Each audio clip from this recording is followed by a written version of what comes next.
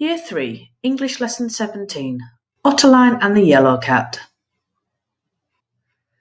First of all, have a look back over your story plan that we did in previous lessons. Refresh your memory about what your mystery story is all about. Next, read the opening chapter which you wrote in our last lesson. This is how my first chapter ended. At supper, they all ate in silence. Mr. Monroe was reading the newspaper and cutting parts out, and Bear was looking at the poster. Later that evening, they showed Ottoline. The cuttings from the paper were reports of someone wrecking birthday cakes. The poster was about missing cats. Ottoline said to Mr. Monroe and Bear, "Can I brush both your furs?" "Of course you can," they both replied. Our objective today is to write the build-up and the investigation section of our mystery story. Here we have a mini task. It's all about the first sentence in each paragraph. Can you see here my 3 sentences are openings to my paragraphs? They each start with a time connective. This helps to make our story flow better. Pause the video here, read my sentences, and then have a go at writing some of your own. Here we have 2 pieces of writing about the same thing. One is basic and one is improved.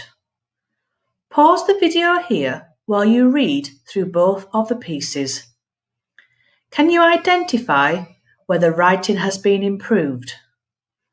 Once you have done this, can you then improve the basic writing yourself? Here are some steps to success to help with your writing. Orally rehearse sentences first. Use interesting words to create a sense of mystery. Use conjunctions to signal changes in time and place. Start a new paragraph for each new event. And use speech marks correctly. Before I write my build-up, I'm just going to recap over my story plan. Here in Chapter 1, I talked about the characters, the setting, the wrecking of the cakes. In Chapter 2, I'm going to talk about the missing cats advert, the journey to the hideout, the villains playing a game and talking about their crime, and then walking back home. Have a think about your ideas first. To challenge yourself with your writing, remember to include lots of action, detailed description, for example, details of the villain or the villain's hideout, and use purposeful dialogue.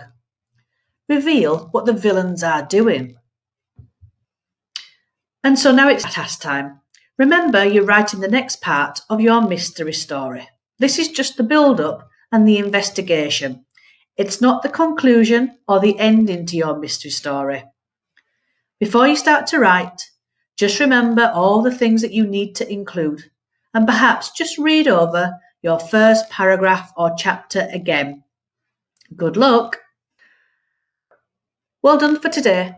I look forward to reading the next part of your story. I wonder if I can guess what's going to happen at the end. Email me your work and I can give you some dojos. And remember, stay alert. Bye for now.